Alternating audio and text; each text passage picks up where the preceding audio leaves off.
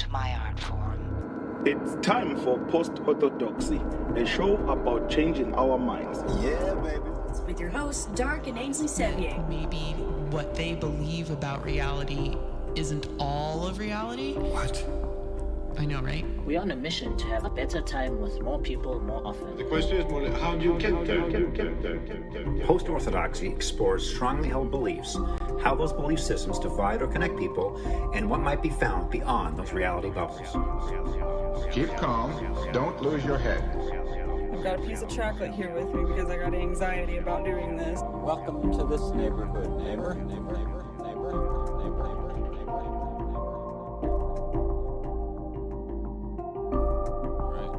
All right. We're live. Oh, we're gonna do it? Yeah. We're gonna do another show? Do it. I'm sure there's one of those songs like from the Muppet Show. We're all together again. We're here. Like that song. Yeah. We're gonna do another show together again. Another opening of another show. That's what I was thinking. That's the thing. There we go. Welcome to Post-Orthodoxy. This is a show, we used to say it was a show about changing our minds. And now we've pulled back a little bit. Didn't realize what kind of task that was fully. Now we like to say it's a show about introducing reasonable doubt. Yes, whether anybody involved decides to change their mind is up to them. And we can have tea and talk about it if you want to, but we're not out here trying to change people's minds. We are absolutely obsessed with the concept of reasonable doubt because Dark and I both grew up in extremist religious groups that told us what reality was and how we had to think about it. So anytime we smell somebody else doing that, trying to tell us what reality is and how we have to feel about it, little alarm bells start going off like a gaydar, but for bullshit. Yes, it's called enhanced immunity to bullshit. We were inoculated. Natural immunity, baby. Enhanced natural. I don't know how natural that was. That was the problem. That's true. Yeah, we like to explore ideas. The idea of post-orthodoxy, the name kind of gives it away. We do like to discuss things that might rub up against people's closely held beliefs, dogmas, and orthodoxies. As I say a lot in our propaganda, at some point we will turn our gaze on whatever your sacred cow is. Not just to piss you off, because that's just what we do. And just because we talk about a topic is not necessarily us endorsing the topic. Mm-mm. We need to explore ideas without necessarily endorsing them. This is like the Greeks Entertain used to do. Things. They yes. used to talk about things with the understanding that we needed to be stretching and exercising and expanding our mental muscles just like we do in the gym or on a walk with friends. And it didn't necessarily mean that you were endorsing any one thing or another. High schoolers know this. In high school debate tournaments, you have to take various sides of arguments to prove that you know how to logically defend that argument, not just defending it from an emotional point of view, whether you agree with it or not. And also how to question yourself. Yes. Anyway, Can you question yourself? This is where we're at. This show... When was the last time you asked yourself why about any of the things going on around you? One of the big ideas of the show was to talk to people smarter than us.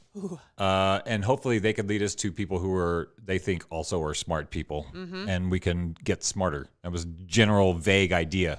Collective smarterness.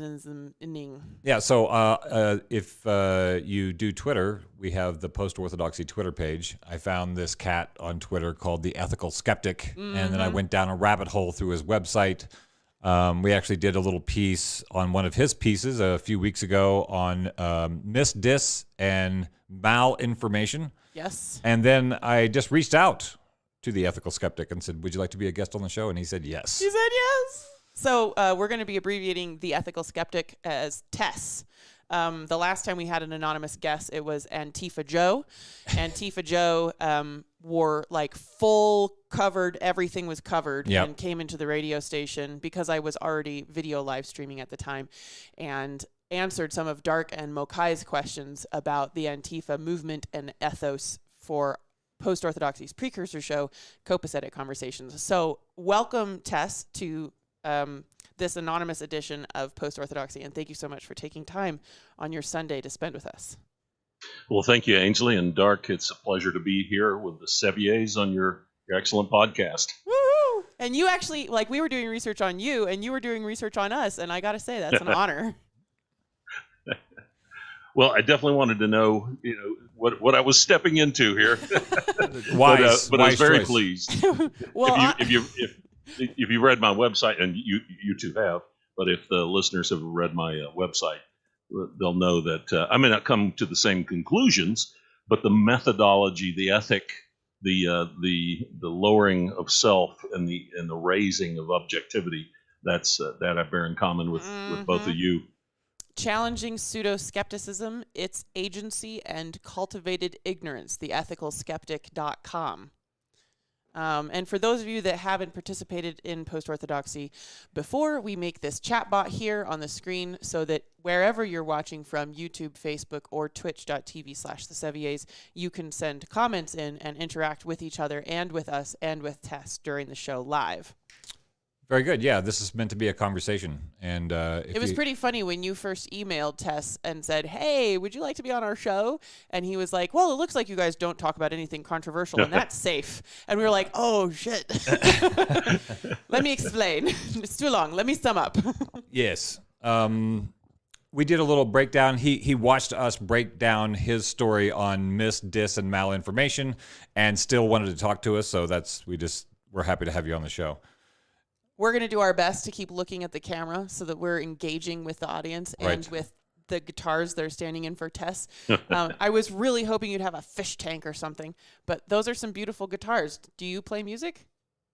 I do. I'm intermediate. I'm not really that good. So what you're seeing on the wall there is a collection as much as it is a set of tools for music. But I play guitar every day. I'm in my studio right now. I wanted to get better sound quality for the show than just me sitting on my little microphone at my desk. That, what I do for business, that'll get by. But if I'm going to do a quality production, I wanted to be in the studio. So those are four of my 4 or 5 of my most prized guitars. It's a Gibson ES5 1970, a 1968 ES35 335 Gibson, and then a Super Chet 1973 Super Chet, a 1980 Martin D28.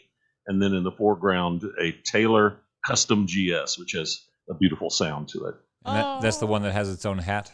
No, that's the one. No, the Martin D28 has the hat, my river hat, my sailing and river hat. Yes. Which he uses when he goes sailing on the river. Oh, yeah. That's right. That's how that works out.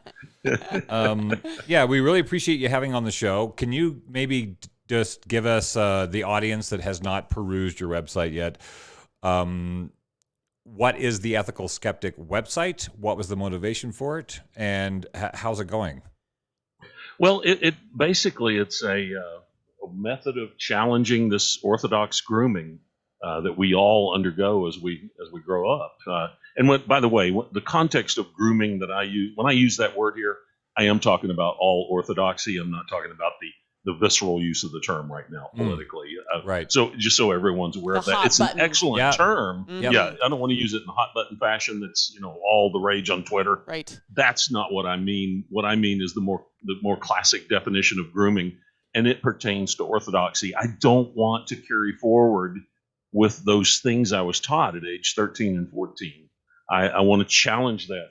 The ability to change one's mind is a sign of both human and spiritual maturity. And it's not just that you want to change your mind, but bear that ability to say, no, I'm lesser than this issue. I can be convinced something else. So as I came along, I obviously as young people do, they'll look into a number of different, what did you call it, Dark, moving from the irrational to the absurd or something like that in the last podcast.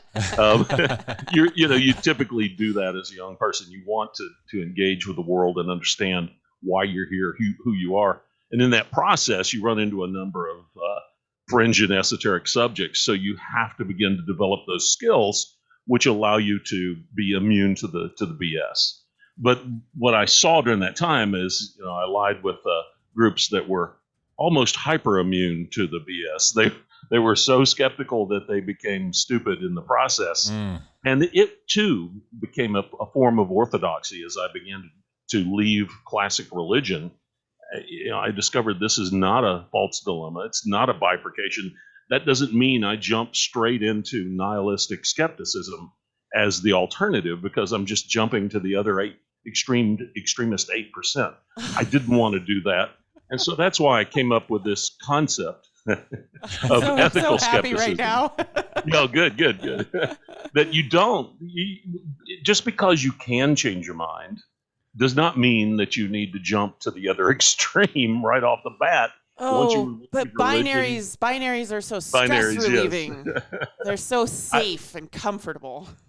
So ethical does not mean moral or good in this context. I always say that I'm just like everyone else of a reasonable persuasion, a non-criminal persuasion.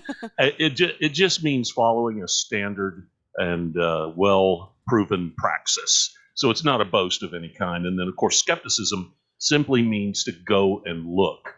And that's the purpose of, or at least the context for the skepticism I define. So go and look at things, examine them. Don't come to a conclusion. Suspend your disposition, the Pyrrhonistic version of skepticism, and follow a standard praxis to figure out what you can, but don't be too hasty to jump to a final destination. Wow. I think one of the reasons that your Twitter handle jumped out at me, I don't know where I saw it or how I came across it, but it jumped out at me, is because I've been very much focused for the last year and a half on the idea of ethics and accountability in society. And how do you have a society, a civil society, without accountability, which requires some ethical standards? And I feel like what I've been seeing is we're just in a sort of trauma hopscotch, where we just keep hopping from crisis to crisis, and we don't seem to have the follow-through that I used to remember in society, where if there was some transgression or some ethical lapse, there was attention brought to it, and then perhaps there was some accountability. And that's how I sort of the idea of the ethical skeptic jumped out at me, and I started following your stuff fairly closely. And then we've been doing a lot of work on misinformation, disinformation, malinformation, and then you wrote the article. So I feel like it's nice to have the camaraderie of people who are concerned with the same things on the show. Well, absolutely. I think, just to give the listeners some of my background, I attended undergraduate school at a Tier 1 engineering school, and then went into the Navy and Naval Intelligence, and then took many courses, was groomed, took many courses on data assimilation, the normalization of data, the detection of propaganda structures, intelligence, counterintelligence, the nature of propaganda. So I have some professional training in that regard. There are those who progressed much further, of course, than I have. But I use that to go into strategic consulting.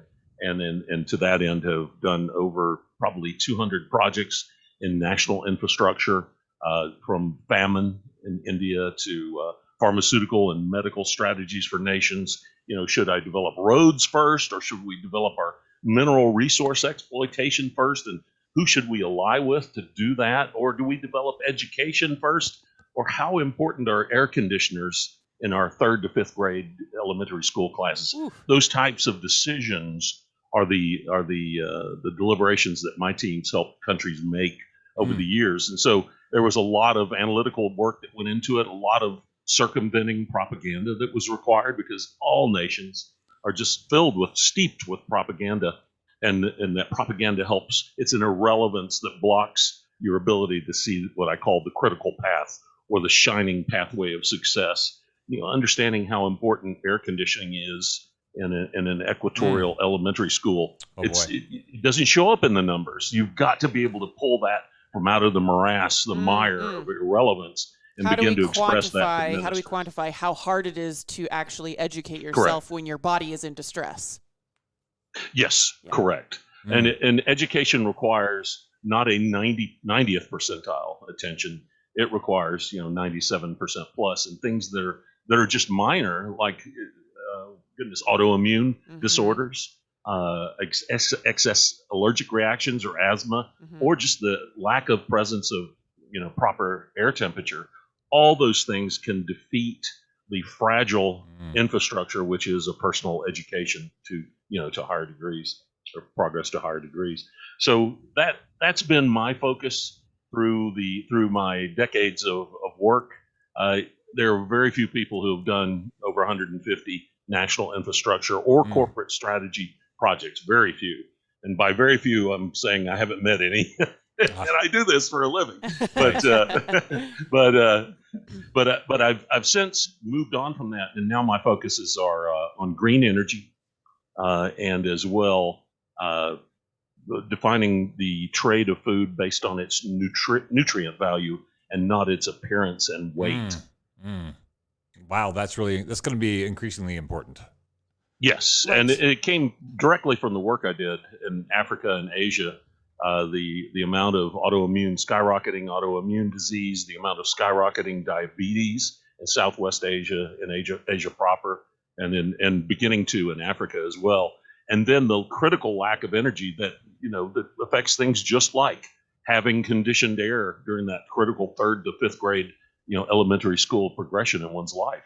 These subtleties are what are important with regard to rationalizing what next steps man should undertake or countries should undertake. That's it's refreshing to hear about next steps. That's something that we are trying to focus more on this show. I think our first 2 seasons we were dealing with diagnosing the problems, and this season we're looking at what kind of visions are available for a future versus just waiting for the next crisis to define our news cycle.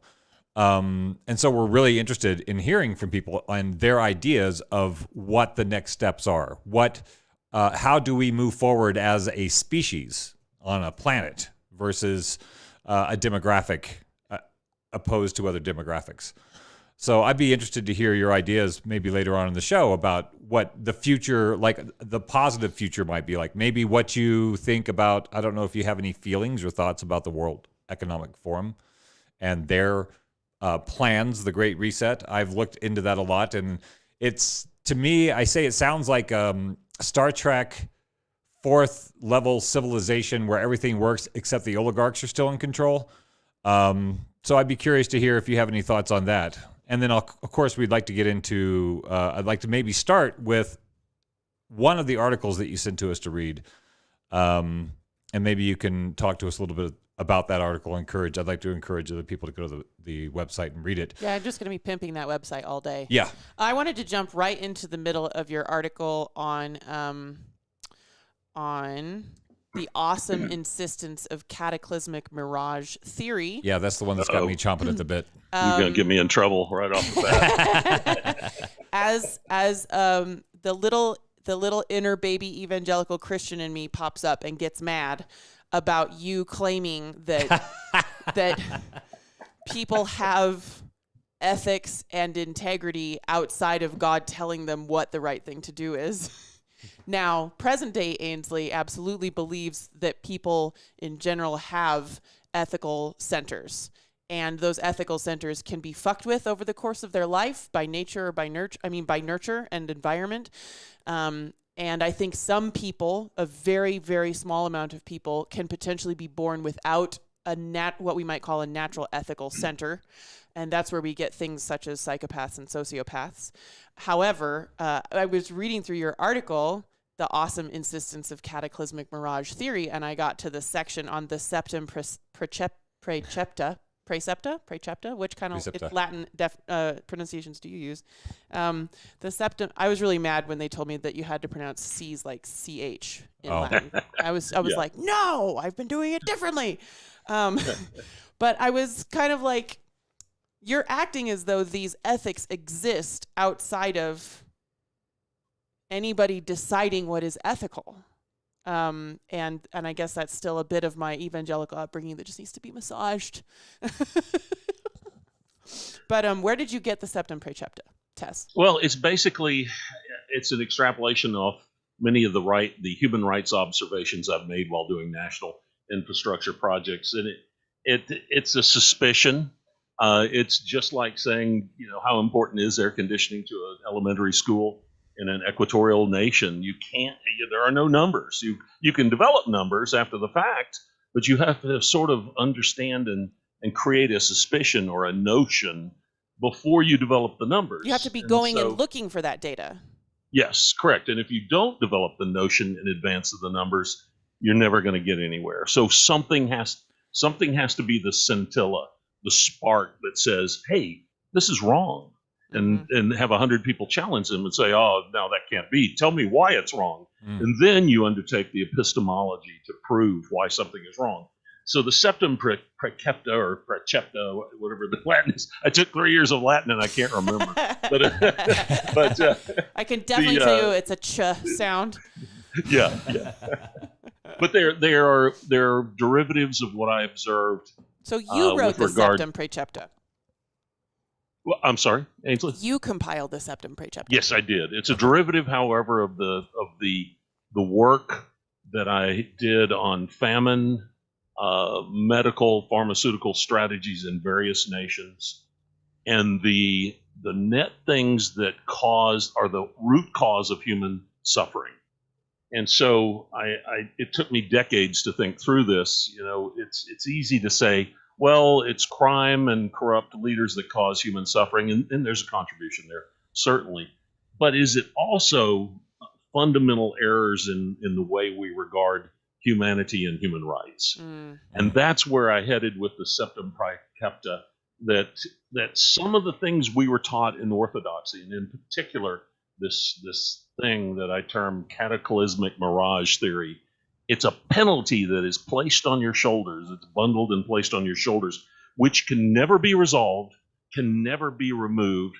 And no matter what you could do and how much money you give, it can never be mollified. It's a penalty for a prescribed sin. For an objective sin, or simply because you exist. It's a penalty that has to do with your mere existence. And this is a reaction to that condition. The septum praecepta says that you cannot, and it sounds so authoritative. I made it up, but I made it up from wisdom and experience. Observation of nature. Yes. So I want to put balance there. It contends that you cannot condemn a person simply because of their genetic heritage or their spiritual heritage or the planet they live on or the color of their skin.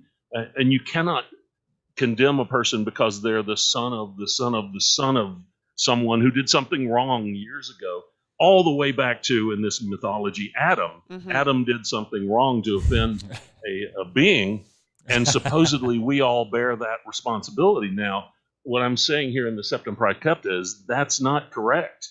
And even if we did something wrong, yet we were not fully knowledgeable, we're still not culpable. So there's a problem here. Now, it's not that I'm countering necessarily Genesis in the Bible, in the Orthodox version of the Bible. It does counter that logically.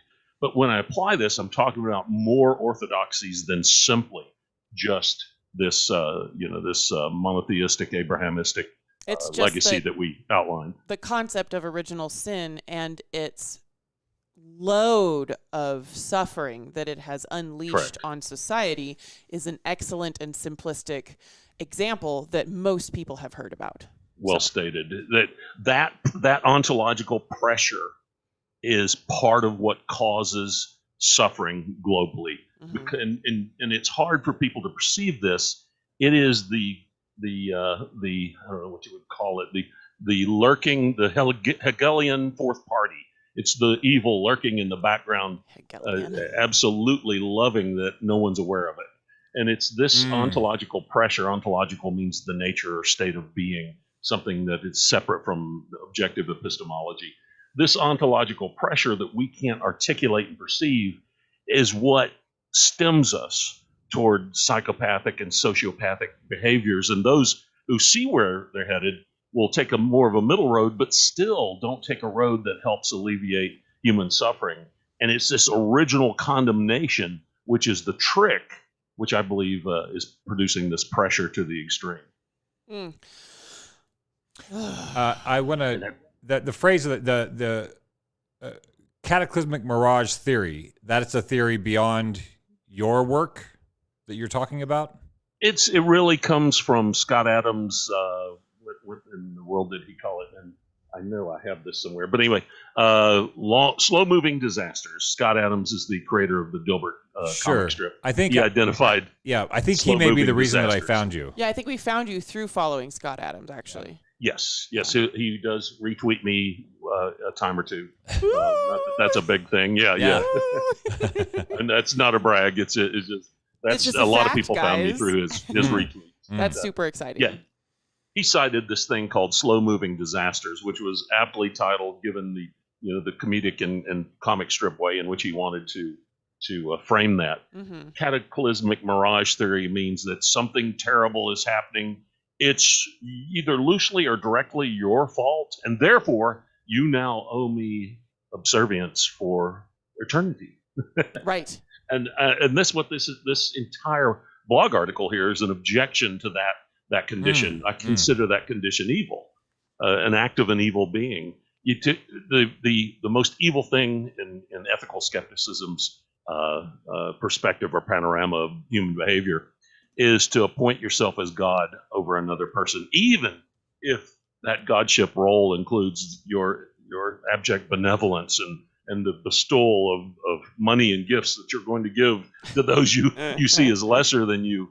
It's still that is the original sin, is the assumption that I am God over another individual. Well, and so you did an awesome job breaking down in your article. You're like, not only if we take this translation literally, and if we take this story literally, and we assume that the person who wrote the book of Genesis story, especially those first 3 chapters, which first five, many contest were written by a different author.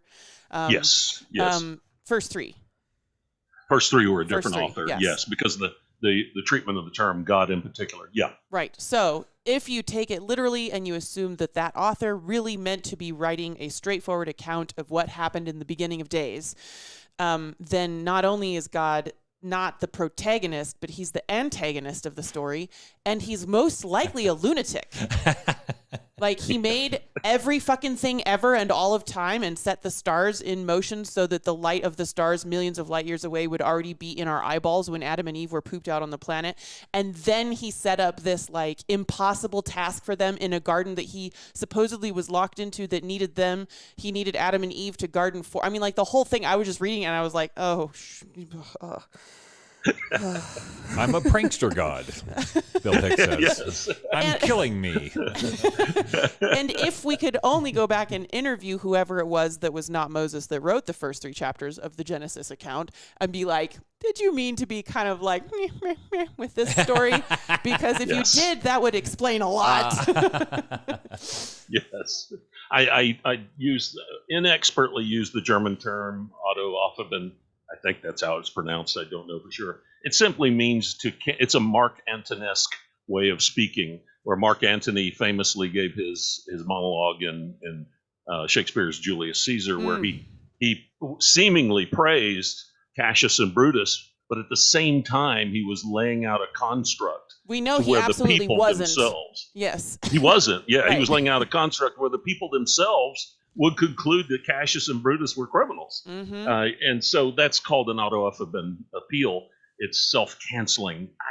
As I read Genesis, I begin to see the earmarks of the authors attempting to cancel the story by means of its detailed structure. Oh. In other words, they were hiding the fact that they disagreed because some authority was telling them it must be written this way, so they wrote it in a ludicrous manner in order to falsify the story if you studied it in depth. We know that happens everywhere in politics and literature. Oh, yeah. But for some that's the essence reason, of counter-propaganda. millions of people have been trained from birth, like you said, groomed in the traditional sense, to believe that this is the truth, and we should take it seriously, and we should feel loved. The gospel. Yeah.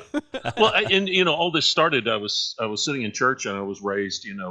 I wouldn't call it a cult environment. I guess our orthodox grooming is the right term for this at least one level below the cult raising that you experienced, Ainsley.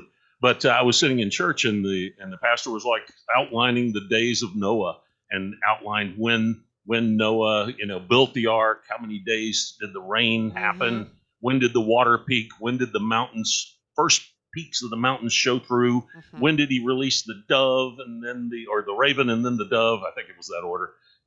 When did the dove come back with olive leaf in its mouth? So I said, hey, you know what? I can develop a timeline. I love developing timelines, as you probably see on my website. So I developed a timeline of the flood, and basically the day interval between when the first mountain peaks popped up through the water in the flood, and remember this context is a worldwide flood. So between the time when Mount Everest peaked its way back through the water and the dove came back with an olive leaf in its mouth was 43 days. Mm-hmm. So my being a young, enterprising, pre-engineering school, undergraduate school youth, I went and grabbed an olive pit and then prepared soil according to the agricultural edicts. I see that expression. This is terrible. And I planted it and stuck it on my mom's kitchen windowsill, and then in an area of the house that would get the right amount of sunlight for growing an olive tree, and then watered it and made sure I followed all the horticultural advice on an olive tree. It took 7 months for that olive tree to sprout. So then I looked it up in I can't remember the text offhand, but it takes at least 4, but most likely 6 to 7 months for an olive tree to do what's called come true. And that's where we get the derivation of the term come true. Yeah. It just means, hey, this tree is going to grow. It's not a dead pit or seed.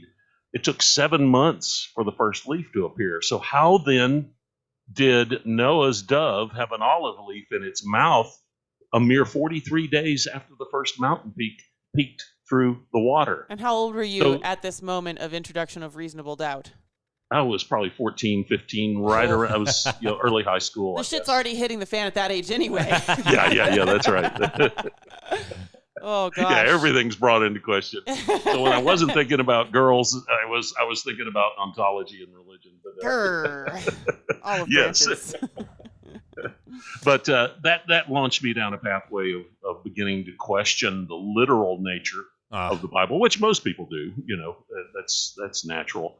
But I began to question this autoaphibin effect, where if somebody assembles a story, and these were individuals who wrote these stories, they were either farmers or shepherds or some type of animal husbandry. They knew the land. They knew how trees grew. Yeah. They knew this way better than we know. Couldn't have been 40 days. Why would they include an element of objective measure that was abjectly false in its story? And that bothered me for a long, long time.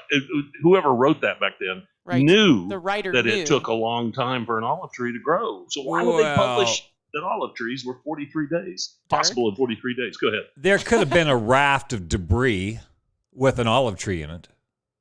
Well, not salt water. So the whole ocean was salt water then. The whole planet was salt water. water. Yeah. I see. All right. I'm just trying to play devil's advocate. But anyway, that just led me down this road. And it's not that I jumped to the other, as I mentioned in our intro, not that I jump immediately into nihilistic skepticism. Mm-hmm. That's just another orthodoxy, and I didn't want to go there. So it took me 20 years to get through, formulating my thoughts. Finally gave it the name ethical skepticism, despite the potentially boastful connotations. I didn't mean it that way. But it stands as an offense to those who are mired in the orthodoxy. And so as a 14-year-old, you said, well, I don't want to just go down the crazy hole and say fuck everything. That's pretty mature. That's pretty mature. Pretty mature, not premature. Sorry. Yeah. Longtime friend of the show, Kevin Noel Olson, says, interestingly, some of the Kabbalists think that there is no perfect Torah on earth and that the real Torah is with God, for what it's worth. Hey, you left the blank out. I don't know how to pronounce God with a blank. Yeah, you're not never supposed to pronounce it. That's the point. I'm not saying it in the original language, and that's what I was raised to believe made it okay. So early on, let's see. We're going down this religion train, so I'm going to try and pull up something, comments that have to do with Mark French. The book of Genesis needs to be questioned on many levels, and most especially its underlying math.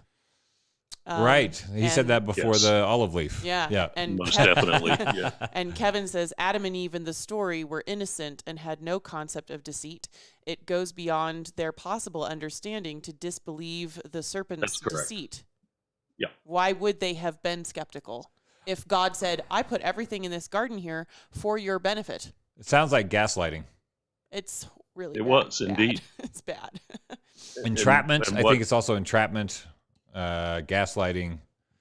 How far back does irony go? Was irony around when they wrote the Bible? Absolutely. Yeah. I think who was the first Well, I think I have to think through that. when you create a man with junk and there's no woman, that's probably the original case of irony. Right. Here's some genitalia. Have fun with that. That's cruelty, is what that is. That's cruelty. Yeah. Deb Lynch on Twitch says, even in my rustic college experience, I was tasked with writing about the notion ontology recapitulates phylogeny. I remember hearing that phrase. Mm-hmm. And Deb Lynch has been around a lot longer than I have. I don't remember what that phrase means. Oh. Ontology recapitulates phylogeny. Why were we told that thing, Tess? I have heard the expression and I haven't investigated it. Phylogeny, as I interpret the term, is establishing orders and codes. It's what we did to the genetic record, if you will. Oh, well, it's what we did to the morphology of animals to create the theory behind, or the structure behind the theory of evolution. So ontology produces phylogeny. I'd have to think about that for a little while. But I have heard the expression before. I just haven't investigated it. All right, well, right now we're going to look up a question from Vlarik Shard on YouTube. How long does an olive tree live underwater? That's what I was wondering, too, before I did the raft thing. How how did could an it olive last? tree survive the saltwater during Noah's flood? Anyway, a lot of people on the internet Have asked that question? Yes. This is so funny because, Tess, I used Noah's flood to justify my faith for years. And I studied it as a hard science. And She also did a timeline. Did tons map of timelines. around the room. yes. Yeah. And so it's interesting that your moment of reasonable doubt came from an extremely reasonable question from the core of the Noah's flood story, because I grew up studying flood science. I don't want to put quotes around it in case God strikes me dead, but like, this is the core. This is a core. Like, this is a core thing that we keep coming up against, even as I left organized religion like 6 or 7 years It ago. might be the awesome insistence of cataclysmic mirage theory. Well, I will Every say this. time we get too close to Noah's flood, I start feeling a little like dangerous in my soul. Well, that was the hill you were going to die on. That was the hill I was prepared to was- die on, because I assumed if I could explain how Noah's flood really happened to people, that would be a logical and scientific bridge for them to enter the kingdom of God, whereas they might have emotional or philosophical differences with the concept of Christianity. Yeah. That was my whole thing as a child. Well, I think there is some science that can be brought to bear, ironically, there, as the term continues throughout our history. But when I did some work for the Kingdom of Saudi Arabia for the Ministry of Health, and part of that required me to travel to the four corners of the nation, if you will. There's one corner called the Empty Quarter, and in there, what I was assessing was the viability of staging pharmaceuticals, 250 key pharmaceuticals that pertain to public health, and getting them in the optimal place to serve people who don't have vehicles and have to walk basically to a clinic and may not have the funds to purchase those pharmaceuticals. So making those ethical decisions or recommendations on behalf of the nation, they decide. I just make recommendations. But I wanted to survey the empty quarter and fully understand, was it truly empty, and how many people were there? What conditions did they live in? What were their challenges in obtaining the necessary medicinals that they faced? How did they get the antivenom for the asp, the local asp, which was I guess the version of the white-tailed deer in the U.S. It killed the most people. And during that time, I traveled through from Riyadh into the empty quarter and then back up to Dammam a number of times. You can see in the sand the regression of an ancient shoreline. And you can see, I counted probably maybe 400 shorelines that regressed in procession through time that all retreat back to the Arabian or the Persian Gulf itself. And it's clear when you look at the ruddish sand in Saudi Arabia, the high salt content, that at one time the Persian Gulf occupied almost all of that tectonic plate. The Saudi Peninsula itself it's like the kneecap in your body. It's a bone that just sort of sticks out by itself, and it has its own maladies separate from every other bone in your body. The Saudi it used to be tectonic almost plate completely is that covered way. in water. Yes, Yeah. it can lower and raise on its own, and the entirety of the Saudi tectonic plate is covered in this reddish, iron-infused, fine-grained sand. And when you bivouac or you camp out in that sand, which I've done, it gets in your nostrils, it gets in your teeth, it gets in your equipment, it shorts out your communications equipment and your crypto equipment. And I'm betraying part of my past, but and so it looks like baby powder. It looks like orange aspirin, that baby aspirin colored baby powder. It gets in everything, and it's got iron in it, and that iron shorts out your electronic equipment. It is a royal pain.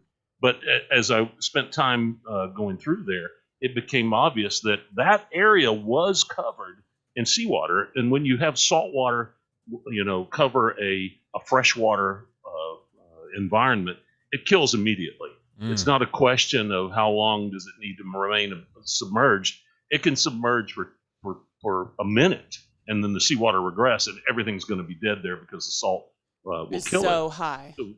So that it's such a offense to a freshwater environment that I remember I dropped my boat into from a freshwater lake into the ocean, and I meant to go clean it the next day. It was the water line and part of the hull were covered in algae, and I came the next day to clean the boat, and it was bone white, absolutely clean, because the salt water killed within one day every single organism that was freshwater oriented on that boat. Wow. I think the same thing happened in the tectonic plate in the Middle East.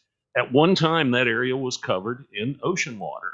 Now, is that Noah's flood? I don't have the answer to that. Is that the flood that Gilgamesh outlines? I did take a look at the Epic of Gilgamesh, and Gilgamesh said that he spoke with a character called Utnapishtim. And Utnapishtim said, I was king over all the lands of the earth, which is derivative of So I took that to mean the Mesopotamia and the valley, the desert arid regions of Iraq, if you will. And he said that night the ocean came over the citadel of Susa like an invading army and laid my entire city and civilization to waste and saved not one. That came from the south. The flood came from the south. Because that's where the mountain of Susa is. That's the Persian Gulf, or today's Arabian Gulf. So I think there's a possibility that the flood exists, but here's the clue. If the flood existed, yet it was more nominal, more localized floods. Yeah, just a more reasonable, what you might expect in Earth's history, and it was overblown religiously, is it possible that all of our stories have some basis in truth, yet have been overblown and reinterpreted in solely religious agency? And use that term agency as opposed to bias. Right. That all of the Bible stories, specifically speaking about this particular religion, have been forced to be literal rather than allowed to breathe as a mythos or metaphor or allegory, in which they would be far more useful. Right. And I thought, and the thought had hit me early on. Genesis jumps around a little bit. It starts off with the creation of man as a whole, and then all of a sudden it jumps back in time again and goes to the creation of Adam. I think that Genesis, the original document that Genesis was taken from, was a play. In other words, the children were taught to act out that play for the adults so that they would remember the legacy before we had the discipline of worldwide, writing and permanent, other than stone, permanent means by which we could record that writing, that we taught the next generation through enacting a play the story of our origins. And so I think that's what I looked for, were the trappings of a play, if the story was indeed going to be a story that predated written language. And so they I think we codified see it. some of that. I think we see some of that in Genesis, and that explains a little bit of its jumbling around, if you will. They're acts in a play. Kevin Olson says it's difficult to reject the Bible entirely. There's a lot of interesting things in it, if not taken literally in all cases, or figuratively in all cases. We know that there were great floods. We know that the writers might not have known what, quote unquote, all the earth was covered means. As someone attempting to explain the world around them rather than absolute dogmatic truth, I think it's quite engaging and fascinating. I would love it if we could get to a place where we saw these great religious texts for what they are, as notions of the time written by hardworking and well-meaning people of a particular time in a particular physical location on the planet. Like when they talk in the New Testament about how men shouldn't wear women's clothing, everybody's like, see, that's why you can't have trans men. And it's like, no, men were wearing tunics. Like, men were wearing, we need to go back and look at context. And anytime you bring up context, a lot of the Christians I grew up with are like, oh my God, you know. So I think it would be great to liberate these epic religious texts from various religions from the need to be interpreted as strictly literal or else. I want to go back to your article, The Awesome Insistence of Cataclysmic Mirage Theory. You have an opening paragraph, a describing paragraph, but then your first paragraph that's not in italics, it says, a mirage theory is a false social construct or a mega hypothesis which is employed to dehumanize and enslave through a belief in its core tenets. So it's easy to take that and layer it over, let's say, Genesis. Were you thinking about anything in the modern days that might be like this isn't one story? I mean, the cataclysmic mirage is not one mirage. It happens on micro levels and macro levels everywhere. I mean, doesn't it? Like our political system could be considered a mirage theory. Could it not? Yes, absolutely. Cataclysmic mirages are what are used to manipulate mankind. I don't know if you want to call it mass formation. I haven't come to a conclusion on that term yet. But a cataclysmic mirage is this unresolvable, impending disaster that is your fault for the most part, or could be partly your fault, and you have to do something for me as a result. So that play executes constantly throughout humanity. Absolutely. Right. So it's a narrative that's created, and then each individual has to play a part in it or be ostracized for not playing a part in it. Is that another way to say it? That's correct. Okay. Yes. Yeah. So there's a bifurcation that's set up by making it a cataclysm. You immediately force a bifurcation. You're either going to solve this problem that is about to hit mankind and is going to kill us all, or you're in the enemy camp. So it forces a bifurcation by implying cataclysm is on its way. It's almost like a mental Chinese finger trap. Yeah. Where you go in and then you have to have somebody else help you out. You have to push further in to get out. That would be the grooming that's involved there. It is helpful to have someone pull you out, and many times when you exit orthodoxy, there's a hook. It's like the little barb hook on a fish hook. It's painful to remove. It's very difficult to remove. So it's not something that every person is prepared to do. What we've detailed a lot on our show is that moment of reasonable doubt where you've questioned the narrative, and then you have to make a choice to either double down on the narrative to keep your friends and family and your social contracts and your agreements and your workplace relationships, etc., or you then go post-Orthodox. You break the dogma and you ask the thing that you're not supposed to ask. And I think that's the bar. That's what makes it so hard. We're as humans, tribal, and we want to belong. And when we encounter information that risks ejecting us from the collective, that's a hard choice to make for a lot of people. Absolutely. And if you step to the middle, you're immediately on the other side. That really chaps my ass. That's the part. That's why I wanted to create this term that rejected the other extreme. A lot of religious people read my blog and enjoy it because they sense the rejection of the other extreme. but they miss, the point where I'm also rejecting the other extreme 8%. Right.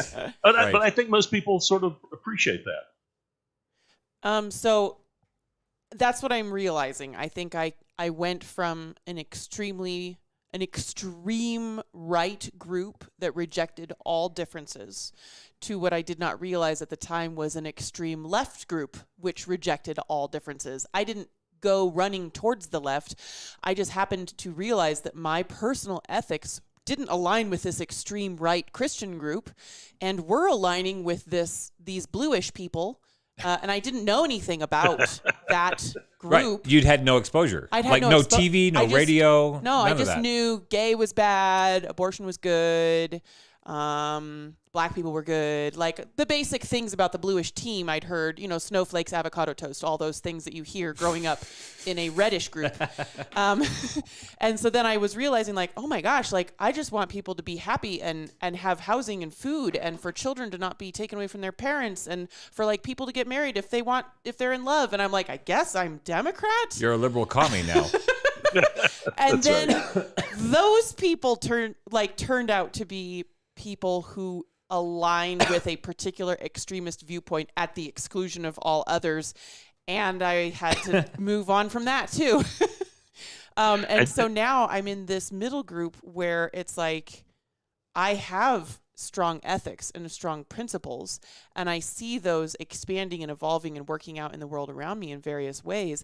And I purposefully don't have stick-to-itivity, which I think is what my parents' generation and their parents' generation, and by proxy me growing up in a regressive 1950s-esque household, were raised with, is the stick-to-itivity.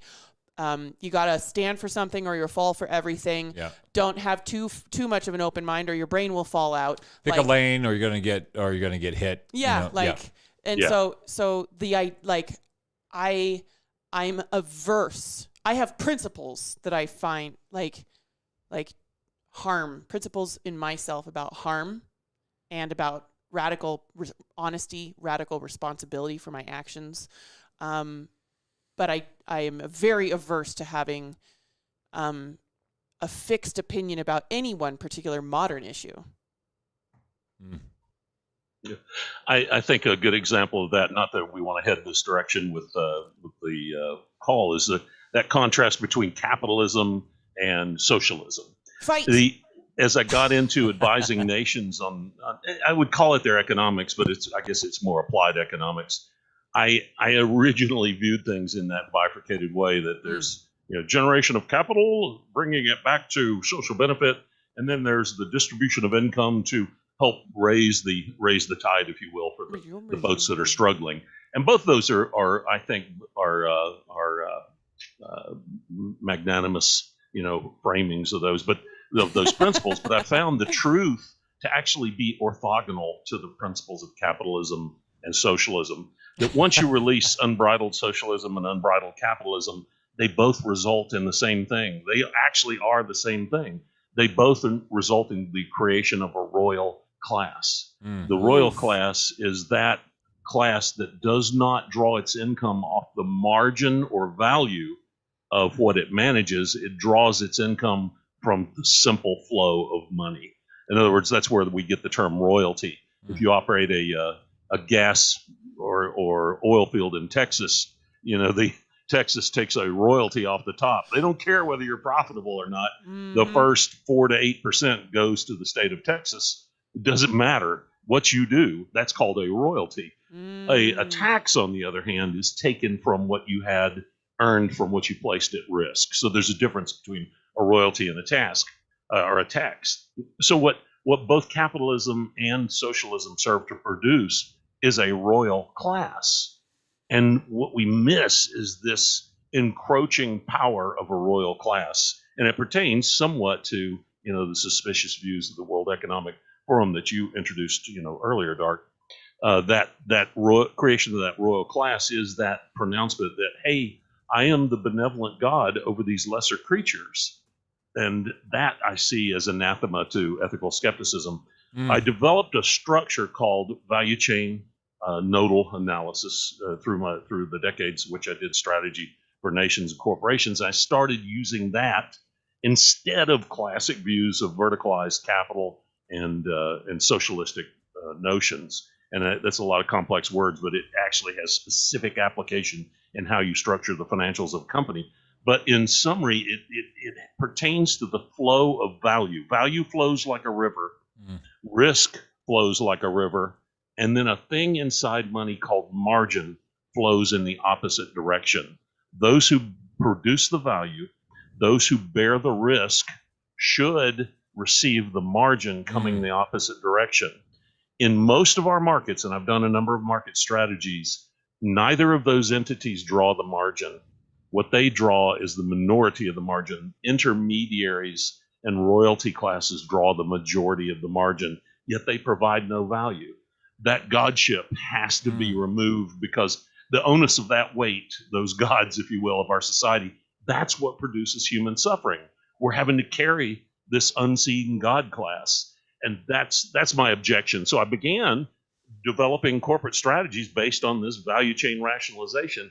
And they were so successful that I couldn't even get to the sales meetings. It was so many companies were asking me to come in and either speak or develop their next strategy that I couldn't even get to enough flights to get to the sales meetings. It was enormously successful. There are actually two evolutions in business that happened 10 or 12 years ago that are some of the most noteworthy happenstances in business that happen as a result of these strategies. So I view things differently now, orthogonally. I think that same technique can be used with man's origins and these stories, these mythos, these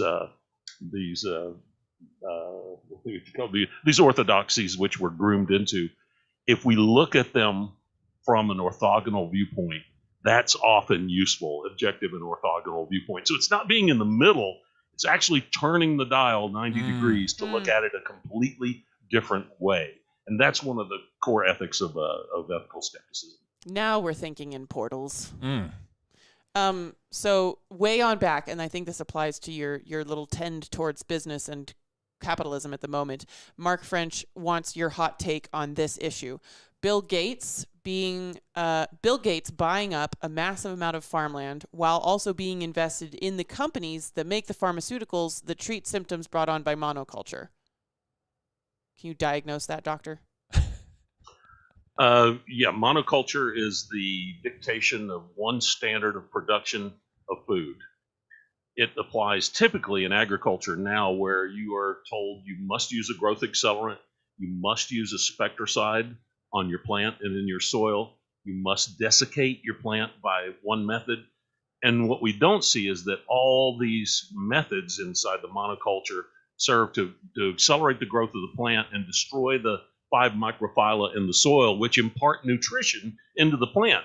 So numerous studies have shown that of the 110 nutrients that compose human nutrition, all of them have been depleted out of our agricultural foods over the last 70 years. Yes. And it's accelerating in that regard. The net result of this, and it's in my studies, I've done cohort studies across the globe, those nations that eat this depleted agricultural product have accelerating autoimmune diseases, accelerating diabetes, accelerating endocrine disruption, accelerating microbiome disruption. They're suffering, they're obese, and they're dying earlier because they're eating food that is just calories and appearance. It looks great, but it's horrid in terms of human health.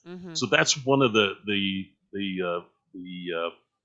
if you will, after career objectives that I have, or third career now objectives that I carry. But what we're being blocked in that regard, when I identify royalty and cartels, I'll give you an example. It's just not as profitable. It's just... Yeah, I think maybe that's correct. That's a very good point. Maybe royalty is very profitable, but ethical trade has just a very thin margin. Yeah. I think continue, Dark. I'm sorry. No, it's fine. It's great. I think what Mark French, what I'm going to tease out of Mark French's question is there's been this recurring blurb about Bill Gates being the largest landowner in the USA or something akin to that. He's buying up tons of agricultural land. And he's also invested in vaccines that treat disorders and conditions brought on by monoculture. So I think the implication is that this is in terms of the money going back to the top, creating conditions where you maximize both the farming and the pharmaceutical as a Profit. that seems like It's for profit. a business model that people It would is. look at and say, that makes sense business wise. You think about it with COVID. The people who were hit hardest by COVID were those who had metabolic disorders. Yes. Why do they have metabolic disorders? The origin of the metabolic disorder are 3 classes of invasive bacteria that humans get in their intestines. Those invasive bacteria change the nature of how you absorb nutrient and calories in favor of calories. So even there, you're absorbing calories but not nutrient, and that ends up being not overweight, but the disease of diabetes. Not diabetes, obesity. There's a distinction between being overweight and obesity. Overweight is you're sitting on the couch eating ice cream and chips every night. You're going to gain weight. That's being overweight. But when your endocrine system and microbiome system is destroyed, you're injured, you're wounded. That's what obesity is. So you look at individuals who have metabolic disorders, they have been injured by bad classes of bacteria in their intestines. Curiously, studies are coming out now that show that COVID exploited those classes of bacteria to spread itself throughout the bodies of those with metabolic disorder. So it isn't their weight per se that made them vulnerable to becoming sick. It was the bacteria that they had in their intestines. So you can see what we're framing there as bookends. We've got both on the farming side, the monoculture, which kills necessary human phylas of bacteria in their gut. And on the right end, you've got the cure in terms of those inoculants and vaccines, which will help alleviate either the symptoms or the disease itself. And the one produces the other. We wouldn't have needed them in the first place if we had not made the original mistake. Right. Quote unquote mistake. Or is that just the business model? You being or a somebody, business model, correct? Yeah, A very Tess, long-term business model. Test the ethical skeptic. Yes, you going around talking to different large corporations, talking to different governments on different continents. I'm even more interested now in maybe asking you if you have, what models do you see happening right now that you can talk about that would be inspirational to people versus, like, we've been doing a lot of diagnosing of the fuckery, of who's doing the fuckery and what the fuckery is. But I feel like there are people who watch our show, they're like, but what can we do about it? What models can we look toward? What efforts can we make to get outside the fuckery, to go beyond the mirage that you're writing about? Do you see things happening in the world that people should be excited about, that they could get behind, instead of just in complement to the diagnosing of the problem? Do you see or recommend cures that are occurring in our social structures? Yeah, probably 2 avenues. And if you read the Ethical Skeptic, some people say, well, it's a very pessimistic or negative tone, and it is, because it's pointing out the fuckery. It is. Yeah. But personally, I live a very positive and reinforcing, nurturing life. So there is a dichotomy there. So the question you're asking is, are there elements of hope? Are there things we look forward to? From my standpoint, I'm not God, so I can't project out into things that I don't know. There are some things I suspect, and we might touch on that with this second codon issue later, maybe, if you want to go there. Yeah. But I think there are 2 things: the provision of value. What I saw in decades of economics research was that the provision of value on the part of the individual is the essence of our future. It's the resolution of capitalism and collectivism, if you will. To produce value and to undertake risk is how we serve those around us. It's our statement to the universe: here's who I am, and here's why you need me around. I'm here to do this. I'm not your God. I am your servant. I'm here to produce this value and undertake this risk on your behalf. But only that risk that applies to those within your reach. You don't have to go out and save the world. I don't have to go do food strategies. Yeah. Yes. I don't have to go do a food strategy for Guinea. which I did. But you don't have to do that. Mm-hmm. Loving those within your reach is the first task. Mm-hmm. So the two commandments, if you will, are that first one, I'm not God, but I am regarding some higher wisdom that I think is there. I suspect it's there, and I cherish that higher wisdom above myself. And then those within my reach around me, I regard them as equal in that regard, in that, and deserving of that love. So I'll serve them by providing value and undertaking risk on their behalf. That's all we have to do. Once we hit that point, I think from there is speculation, but I think there's something good on the other side of that veil. That's a beautiful, tight answer to a very complex question. What the fuck do we do? Indeed. Like, we just keep. I'm hoping that I love that. Yeah. Post-Orthodox, these conversations over the last 3 seasons, people keep joining the conversation and rippling in and tesseracting in. It's like kneading bread dough. It's like the most beautiful bread that's never going to get baked. It's just like everybody's kneading in yet another aspect of this same bread, like decentralizing the revolution. Should we be, and this is not me trying to bring a hot button topic into the conversation, I'm just mentioning it. Should we be sending money to the Ukraine, or should we be sending money to someone that takes care of homelessness and child poverty and starving animals in your town? Fucking your town. Like, and if you, these are scales to weigh. Yes. These are scales, and it's a pie chart. I'm a very visual person. It's like a pie chart. It's like a balancing a mobile. Like, you're only given so much capital in a given day. You have some emotional capital, you have some financial capital, you have some literal temporal capital, the amount of time that you have to spend every day, and a huge chunk of that needs to be on ourselves. Like the little ethics I came up for myself when I stepped outside of Christianity, and all of my Christian loved ones were like, well, but can I let you around my kids still? Because if you're not doing that thing, then you must be godless and ethicless, because that's what we were taught. Right. You'll go veering off into the abyss immediately. And so I had to come up with a way very quickly to confirm for people that I did still have personal. And for me, it was become myself and do no harm. And if at any point those things clash with each other, like, it can't, me becoming myself can't cause harm, and me trying to take care of everybody around me can't prevent me from becoming myself. Yes. And it's expanded over the last few years into this pie chart of duties, like the communities, like your community, your first community and community obligation is to yourself.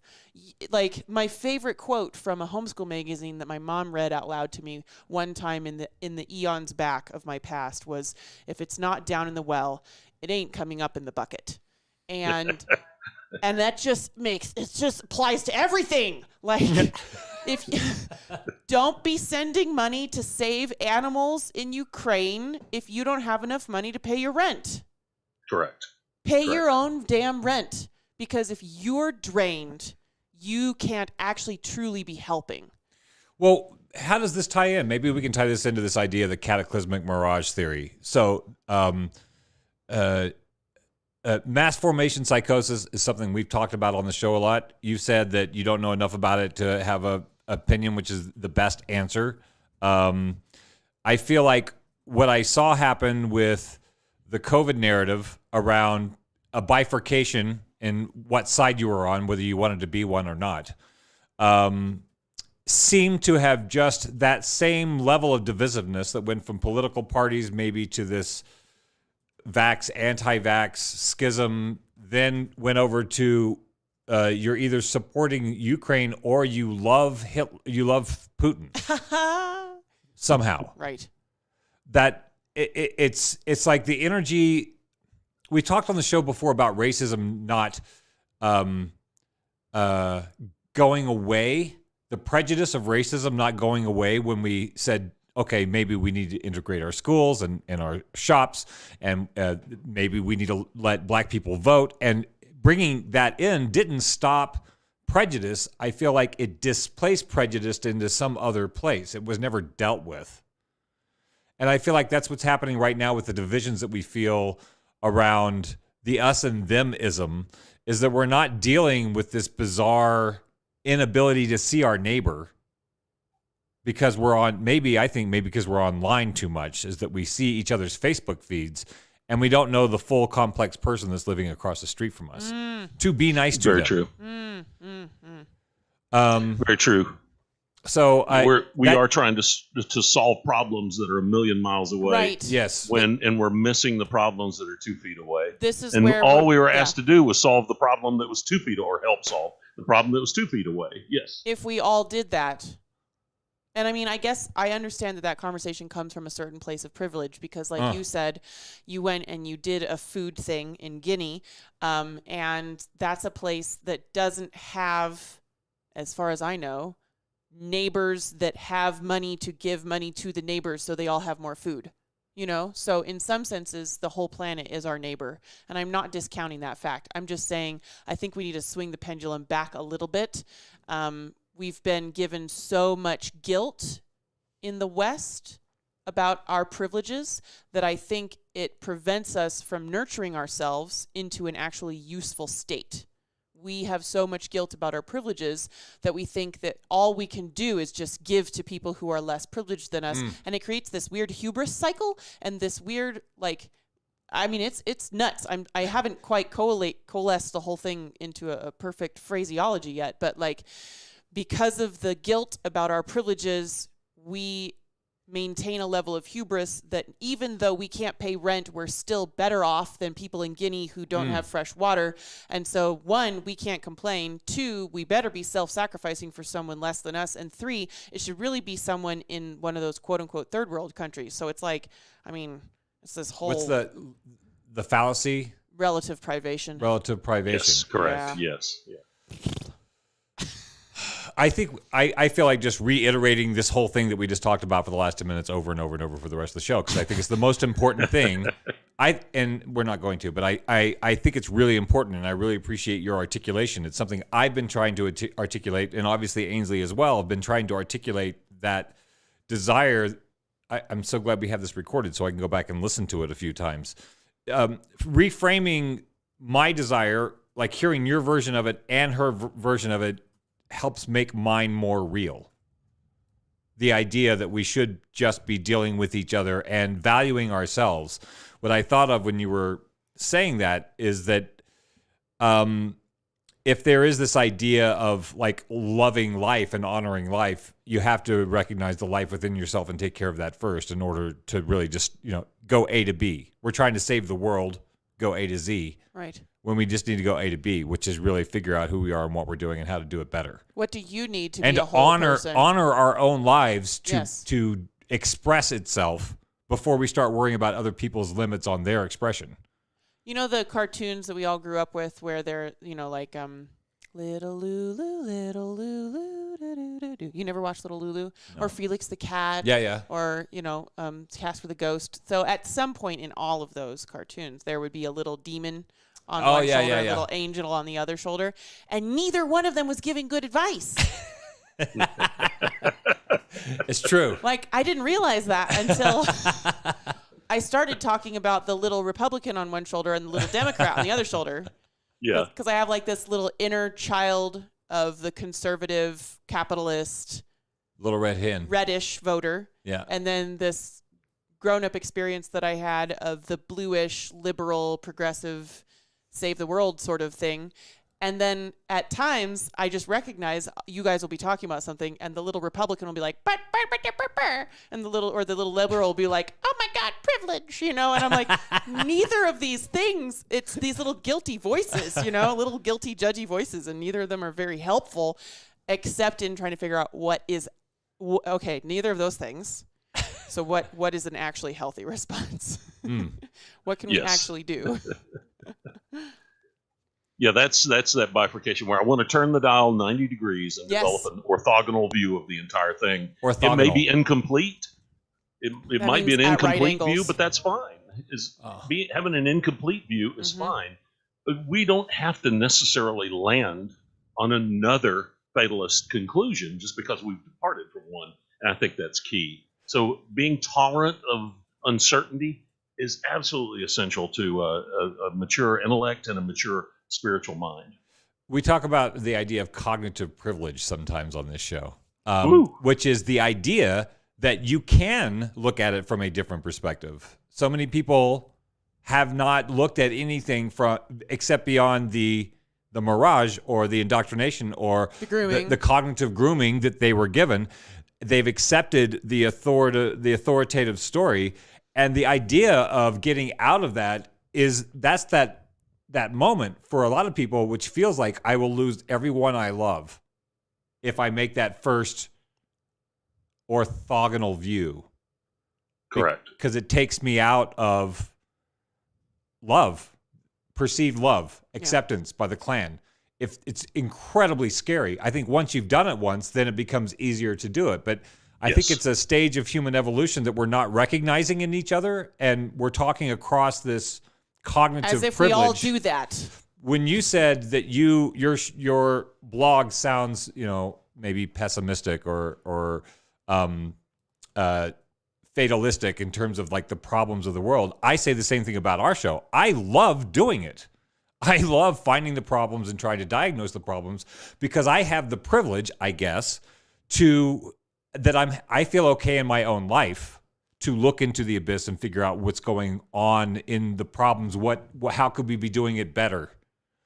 And I forget that some people are still locked into some sort of trauma state where they can't let go of their current perceptions enough to be able to entertain another way of thinking. They haven't ever done that. Never done it. Tess had to do that at 14 when he realized olive trees don't grow in 40 days. And I had to do it at a particular point, and you had to do it. We realized, like, oh, shit. Either my loved ones are stupid or my loved ones are lying to me. Yes. Neither of those is nice to think about. And so it's easy to just not think about that and just to roll back into whatever the role was you played in that story. Dove brought an olive branch. Anyway, yes, I'm having a great time. Thanks for being on our show. And thank you so much to everybody tuning in. This is very fun. This is awesome. I appreciate all of you guys online. Take a minute and share this with friends of yours that you think might enjoy this conversation. And you can let them know that we turn these episodes into a podcast after the fact for people that just like to listen to things. You can find that wherever you like to find podcasts. Yes. The Ethical Skeptic sent us three articles that he put to the top of the page on his website. So We've definitely delved into the idea of seven principles of ethics that exist, whether God said they do or not. I really enjoyed that article, and I think we could do a whole show just on that article. Ainsley was that was the one that I was glued to, and Ainsley was definitely attracted to the first one where I read the title and I was like, oh, this is where I'm going, was post-Stockholm syndrome. Yeah. I absolutely adored that one. That was very brief. But you mentioned you wanted to get to the third piece that you sent to us, which I struggled with, the peculiar schema of DNA codon second letter. I am happy to hear you talk about that and see if I can maybe chip away some more scales from my eyeballs, because that was a deep one for me, and I'm happy to hear the motivation for doing this piece and the cliff notes of what this piece is about. Yeah, I own or I'm part owner, investor in a company that produces, if you will, the old technology of Damascus steel as part of its work. Ooh. And Damascus steel, you basically are, and I also headed a lab that did material science research, so I'm familiar with a lot of the physics behind it. But Damascus steel, you basically are interleaving the process of introducing carbon into iron and nickel, which is steel, and then folding it and blending it over and over, and then pounding it with a hammer to drive away the slag, then heating it up again, folding it over, introducing some more charcoal or iron into it. And that's where you get these black patterns inside the steel that you're seeing on the screen there. These are so But beautiful. that process is the process of forging Damascus steel, and men learned early on that this was close to being the metal of the gods. It was so strong because the carbon reinforces the lattice structure of the iron, fills in some of its what are called vacancies, which make iron weak and malleable, and turns it into a super hard structure, but not brittle at the same time. That's the process by which knowledge is developed, is this forging process. You've got to have a catalyst. You've got to have a hammer. You've got to have fire. False heat and You've got to have pain. sweat. Yeah, in pain. And this peculiar schema of the DNA codon's second letter, or what's called base, more accurately inside genetic science, is a product that it took me 20 years to figure out. There is a curio that is, and I mentioned the probably the lead study that identifies this curious aspect of the DNA codex. It's a study developed by Kunin and Novozolov, two scientists who call this what did they call it? They called it a highly improbable anomalous event. And it simply means that there's a progression between the DNA words, and the DNA word is made up of three letters called bases. There's C, T, G, and A, cytosine, thymine, guanine, adenosine, I believe it's the name of it. But C, T, G, and A are the constituents that fill in, or the alphabet, if you will, that fill in three-letter blocks that form a three-letter word of DNA, which is called a codon. And then that codon is matched against a specific amino acid, which is the building blocks of a physical, being, like a tree or an amoeba or a person. We're all built of those same building blocks. But it's this code which directs how those building blocks are assembled. And it took me 20 years, and I'm a cryptographer, trained cryptographer, so I do look at codes, although that's not been the majority of my career. So there are other cryptographers who, far excel what I can do. But I did look at this from that standpoint, and it took me a while to break this code, and you've got it up on the screen there. In essence, if you look at that matrix, that's the result of the 20 years of work.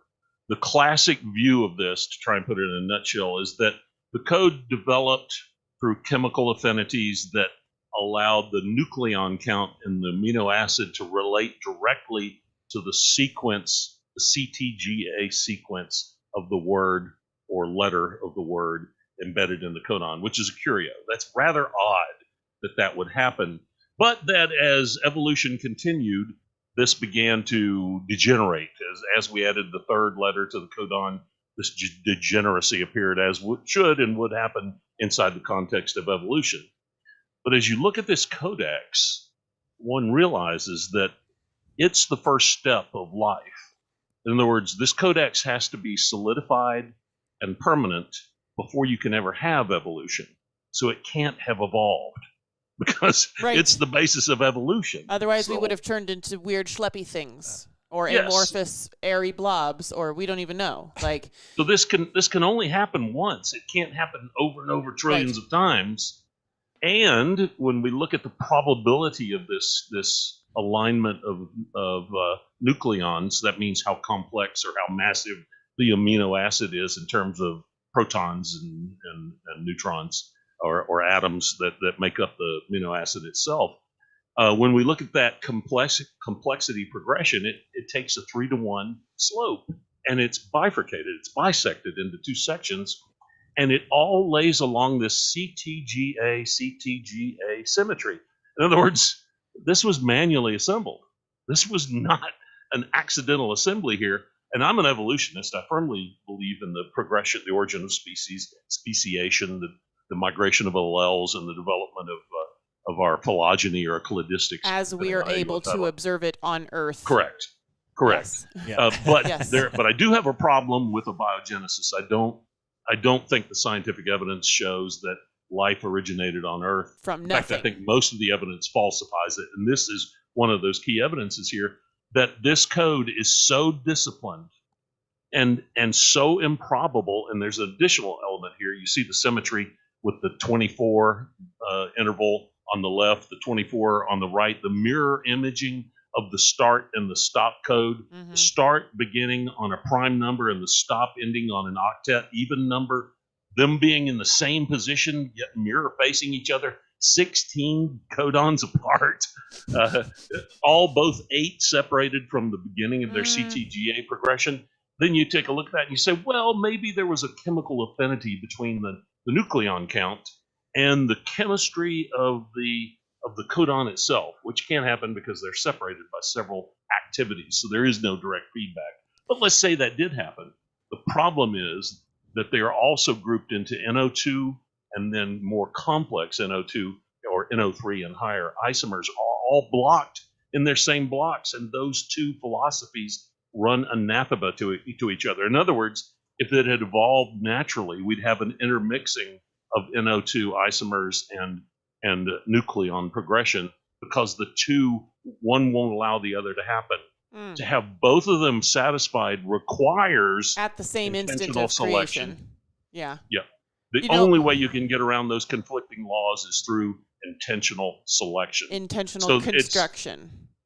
Exactly. So there's more order, there's more deliberation, there is more impossible, not just remotely likely, but there's more impossible structure in this dual CTGA progression than there is in the, and I use the comparative, the color bands on resistors in electronic engineering. You could go and look at it and you find these little colored things laying in the soil, say 10,000 years from now, and say, aha, these evolved naturally. The color bands, allowed them to be eaten by certain animals that favored those colors, and then they would excrement it out in certain places based on their habits, and that produced this banding according to the resistor, and the resistor's resistivity related directly to the band patterns. All this developed naturally. There's less organization in the resistor 4-band color code matrix that we use in electrical engineering, and I used in cryptography. Less organization and deliberation there than there is in this codon assignment matrix. So much so that really the probability of this codon, remember, it could only happen once on Earth, because there is no evolution that produces. Because everything from that point is based off of this particular code. We don't have multiple of these making multiple trees. If you have two codes, the two species that are based on those two different codes can't reproduce with each other because they're using a different language altogether. So you can only have one code. Tess, as a biblical scholar, what's coming to me out of all this numerology based on the number 8 is that this is the best proof I've ever seen for why we should have a 3-day weekend. Oh, yeah. 8, 8, 8, 8, 8. Come on, baby. Oh, okay. Only a 7-day week? Look, he's talking about 24s, 64s, 16s. Right. But in all seriousness, when Dark read this article to me, and I'm really glad we started with all of our various perspectives on the historicity of the Bible. Right. Because when Dark read this article to me, I was like, oh, damn it. He's one of those people that's like, butterflies are too beautiful for God to not be real, which is like a giant portion of people that I grew up with that like, and myself included, that life is so fucking complex. There's no way that God couldn't be real. But I understand now that that's, I'm not sure if this is the right one, but like a false premise that life is so fucking complex that it couldn't have happened by chance. That doesn't necessarily mean the God of this particular religious text is the one true creator. Correct. We sort of skipped a step. Right. You know, we like all that we can say looking at this structure that Tess is outlining is that like a logical person free of religious and socio-political manipulation and grooming would look at this and be like, yes, someone built that. It doesn't necessarily have to be Jesus' dad that did it.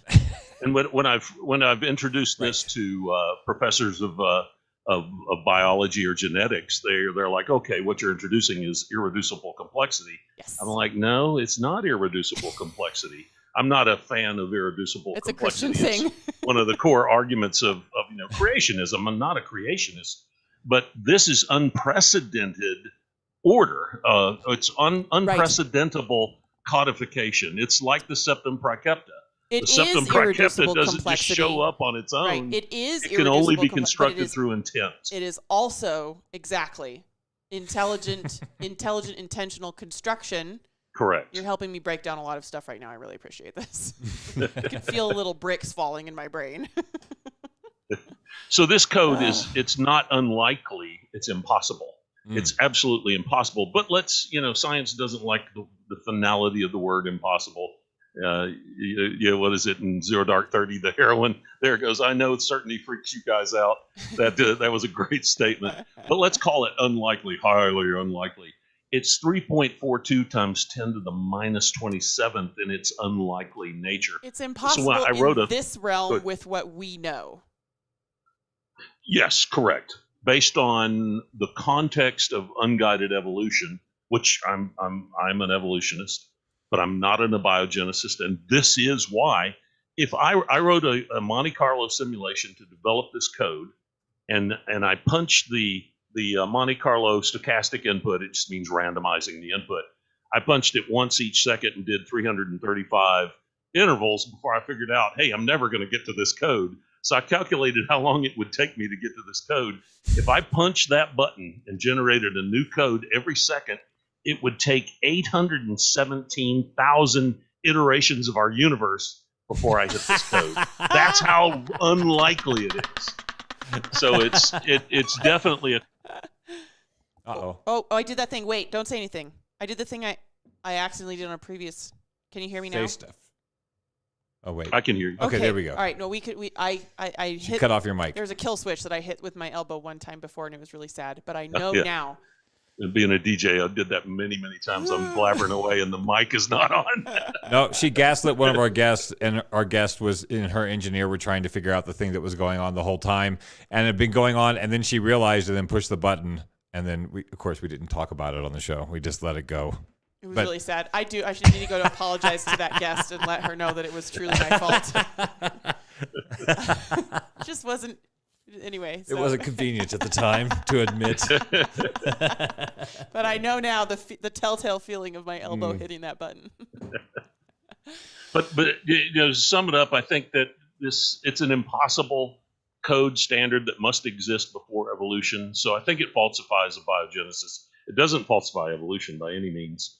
But I call it here in the article a lighthouse signature affixed to the lone, uncompromising rock amidst the raging torrent of evolution. It acts like not only what a crypto code does is it encodes your communications so that the Russians can't capture it and decipher it. Right. Well, this code here does the same exact thing. If somebody comes to our planet and looks exactly like us in every single way to where they cannot be distinguished, yet they're based on a different code, they can't reproduce with us because they don't have the same codex basis. So what happens here is that we have this one code upon which all life is based on this planet, and that opens up a whole new set of ramifications mentally for me. If this base code is such an exclusive, such an identifying feature of DNA-based life on our planet, is it purposefully so? Is it a crypto trademark? Is it a definition of, is it a brand, like a cattle brand, where if you pull up this CTGA progression and put it up on a screen like we just showed, is that a barcode, a dense code, which identifies our heritage, our origin, our ownership, and who we are, no matter where we are in the cosmos? We can immediately be identified as to our ownership and our viability for reproduction by looking at this code very quickly. It's our barcode, if you will. And so there are ramifications to this being an immutable code, which have long-reaching repercussions. It tells me two things. Number one, whoever assembled this code was not, put it in surfer terminology, was not the creator of the wave. They were the surfer of the wave. In other words, the surfer takes what the ocean will give him or her, and they surf what comes to them. This individual who assembled this code was a surfer of the wave. In other words, they were subject to the laws of the universe. They were not masters of the laws of the universe. So even they did not have the skill. Even the person that constructed this code was not the beginning of everything. That's, the beginning of us, or our lineage, if you will. Right. But here's the thing. Playing in a particular lab with particular materials and particular rules themselves. Correct. But they had the lab, and they knew the mathematics and the technique. This is just one flavor. This is just one product in an established praxis, if you will. So that's the other aspect of this, that this code is competitive. Its exclusionary nature makes it an artifice of war. if you will. To me, and this is in the speculation realm, I'm leaving the epistemology of the code itself here, and I'm going into speculation. Is DNA a tool of warfare? Is it made to conquer the galaxy? Because once it gets on a planet, you can't get rid of it, short of a supernova. And even then, you probably don't get rid of it. It still broadcasts all throughout the galaxy. Is it a way of conquering and establishing a beachhead on a planet where you can't personally be there? Yet once DNA has set a foothold on a planet, it can't be displaced. You can't reproduce it out of existence because you don't have its code. You can't inhabit that planet because it's going to infect and kill you. You can't see it, yet it's everywhere. So that planet is, for all intents and purposes, once DNA lands on it, that planet is yours from that point on. Once that to DNA me lands, is a method of warfare. Once that DNA lands, that planet belongs to that DNA and that DNA Exactly. constructor. It's that brand, that trademark from then on. The panspermia, is that a part of the panspermia? That'd be part of idea? panspermia. We got to get away from the idea of just saying DNA as if there's like only one. I just like this. I just Yes, like. correct. I like Correct. this idea. I like this idea of life. Bill Hicks said that we're a virus with shoes. Like this idea, like that life is sacred and we must protect it, is actually propaganda for a bully. Is this? It feels like that. Like you're not getting. Like life is going to do what it's going to do. It's going to keep rolling on. And, Yes. And there's this idea that we have to save life and protect life, which to me sounds like propaganda for a bully. Yeah. That life it doesn't need to be saved. It's going to transmogrify itself into whatever its trip is. We had, when I ran my strategy firm, we had a competitor who screwed up probably 4 out of every 5 projects they did. They didn't really know how to do it. They would hire people 3 years out of school, run the heck out of them for 3 years and then let them go, or clients would pick them up. So the people who came through there didn't have the experience to accomplish the projects which they were told to or asked to execute by the clients. So consequently, 4 out of every 5 projects failed miserably. But the renown that was created through that failure propagated their brand, because eventually the name would get out there, yet the bad stories would be stripped off the name.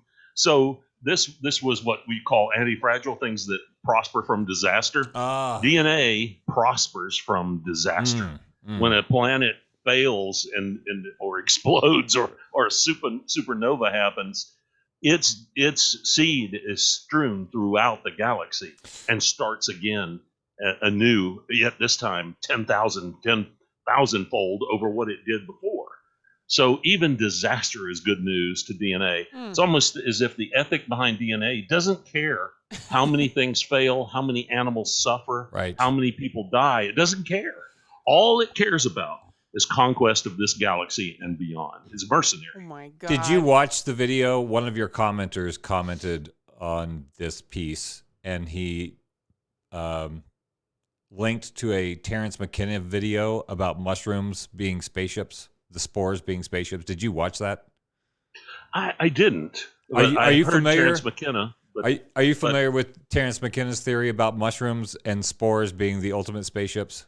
No, I'm not familiar with that, though. Oh. I know Terence McKenna, not personally, but yeah, I'm not familiar with that. His premise was that if you're going to colonize the universe, that mushroom spores were the best spaceships, the way that they're designed. So that if a planet explodes and we have mycelium all over the planet, that the one thing that will survive in the vacuum of space is going to be these mushroom spores. And one mushroom can create a tremendous amount of spores with the idea that only a few are going to do something. And it just applies that on a galactic level. Can we also talk about the potential for the moon being a megastructure? Because that's what I thought about when you were like, but the DNA had to have come from somewhere. Correct. So I just watched More than likely, it was something that was frozen and something that was proximal to the Earth and dropped life in that frozen matter on the surface of the Earth.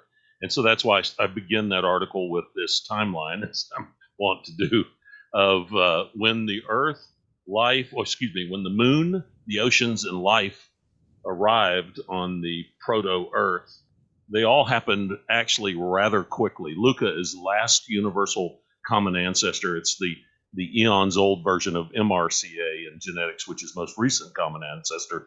Typically, Luca is what you use when you talk about eons of life.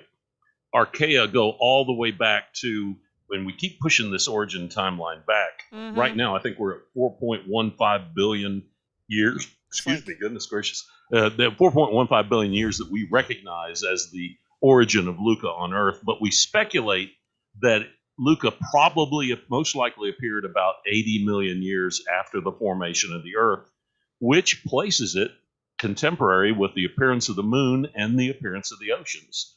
So there's this possibility that came into my mind, rather than this body called Theia that came in from out of the solar system, hit the Earth, created the moon, and then took off into the cosmos, never to be seen again.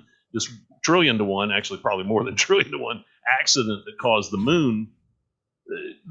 The reason we created that theory, it's a pseudo theory. It can explain everything and anything and nothing all at the same time, was because the moon and the Earth have the exact same isotope makeup. So that's a curio that we have to solve and address. Is it possible that the moon came in early and went into its stable orbit around the Earth, but was like Ganymede or Europa? It's a giant dirty snowball, a giant comet, if you will, and that over time it sputtered or desiccated. And sputtering is, in material physics, a particular type of release from the atomic level, the evaporation of a set of elements from at the atomic level. All the lighter elements, the oxygen, the nitrogen, the carbon, the boron, all those things that form the crust of the Earth, sputtered off of the moon and landed on the Earth because it's the strongest and closest gravitational body. In other words, the moon brought the oceans. The moon brought our oxygen and nitrogen-based atmosphere. The moon brought the exotic gases, the argon and the xenon. The moon brought all those materials that make up our crust, and that's why we're alike. Not because the moon came from the Earth, but the Earth grabbed pieces of the moon naturally as a binary and collected them on the surface. So if that's we weren't why we're so alike. fixated on this idea that we figured science out already, like there Correct. was Galileo in the way back days and whatever, and then now there's us and we know science. Yeah, as all if of it. it's a fixated thing that we just continually determine more and more fixed truths that shall never be challenged. Just believe in it. Correct. Correct. Like if we were to take this like hypothetical person and drop them on the planet with the ability to observe what's going on, they would be like, maybe the moon came from the Earth because there are similar materials, or maybe the Earth came from the moon because there are similar materials. Correct. They wouldn't be married to either one because they wouldn't have all these socio-political and psycho-emotional and religious stories attached to what the answer needs to be. So that theory speculates kind of like a giant mushroom spore. That the moon is just a giant mushroom spore. Well, they would have automatic introduction because once the spores arrive, they petition to the planet and say, hey, let me in. I'm a fun guy. That's right. All right, that's terrible. Peak moment. Peak moment. All right, we have 20 minutes left. I want to look at this beautiful chart that you sent in your email because this is what I've been doing all the time, is trying to talk to people about the difference between. The Ethical Skeptic does all his own charts, by the way. Yes, the Ethical Skeptic has beautiful charts. But when recent social tragedies came onto the scene over the last few years, many people felt as though there's no way of knowing what's going on. Only experts can read data. You can't know if you haven't studied the thing. Charts can be misleading. Data can be misleading. Anybody can arrange something. It's just like, and it became clearer and clearer to me that there are many different kinds of reasoning. And I only had two in my back pocket when I was talking to people about it. I was doing the Sherlock Holmes thing, like inductive versus deductive. Deductive reasoning is finding a gun at the crime scene with the person's fucking fingerprints on it. That guy did the thing, Right. Simplistically, of course, we still have to go to court and ask questions, and maybe it was a plant. We don't know. But, like, da-da. And then inductive reasoning is like, well, you don't have an alibi. Your clothing has suspicious materials attached to it. We know that neighbors saw you guys fighting 3 days ago. And then you craft this inductive case that makes it beyond reasonable doubt that that person probably did the crime, right? Deductive reasoning is the easier one. Yes. Sherlock Holmes tends to do the harder one, where you find a candy wrapper in the parking lot and you know exactly what factory it came from just by smelling it or whatever. And then you made this chart that includes other kinds of reasoning. For instance, I don't know deductively that aliens exist, but I'm beginning to feel through inductive reasoning, which is collecting pieces of information that are all seeming to create this void space in my mind where you would plug in the puzzle piece of an alien existing. Yeah, and a placeholder, that's right. Yeah, it's like all of this other evidence and all of these other accounts and all of this other government fuckery is beginning to kind of make the shape of aliens existing. Even though I myself don't know deductively that they do. And then you brought along abductive reasoning and panductive reasoning. And so can you speak to this beautiful chart that you made with the lemmings? Yes, abductive reasoning is a legitimate, quasi-legitimate form of inference. These are all forms of inference, or what you draw from the assembly of a philosophical argument. And this is philosophy, by the way. So philosophy is stronger than heuristic. Philosophy trumps heuristic. So if somebody shows you an integral equation, or maybe that barcode chart that I've got in the second letter of the DNA codon schema, those are partly made to intimidate. They're heuristics. And philosophy, however, is where word? What's that word? Where the rubber meets the road. Heuristic, H-U-E? Heuristic, yeah. That's what you learn in college is heuristics. Okay. The little tricks, the detailed tricks that are probably not going to be useful. In fact, I think I've used one thing I learned in undergraduate engineering. But they're probably not going to be useful, but you can intimidate other people with them. And make math look super complex. A summation symbol or an integral symbol. All those things are outlining is a very simple mathematical construct, but it looks enormously complicated in the language of symbology of mathematics. It's made to intimidate and exclude. But if you can get past that, you find that really where the rubber meets the road is the philosophy of inference. And if you're skilled at that, you can run circles around most PhDs who dwell in mere heuristic. In other words, they only know their language and symbology, but many of them don't understand inference. And these are the four flavors, if you will, of inference. We mentioned deduction, which is the strongest. Induction, which is valid but is weaker. In other words, Karl Popper introduced the problem of induction. He said induction is weaker and may not even be legit. I'm introducing here a thing called abduction, or I'm not introducing it, I'm broaching it. It does exist. It's basically when you have appendicitis. Abduction is, patient has pain in the lower right quadrant, patient has slight swelling in the abdomen, patient has fever, patient has mental fog, patient has said this distress has gone on for the last 4 to 8 hours. Abductively, I'm diagnosing appendicitis. It's based on an established praxis of knowledge. So I'm abducting, I'm grasping, which is where we get the word abduct and abduction, right. alien abduction.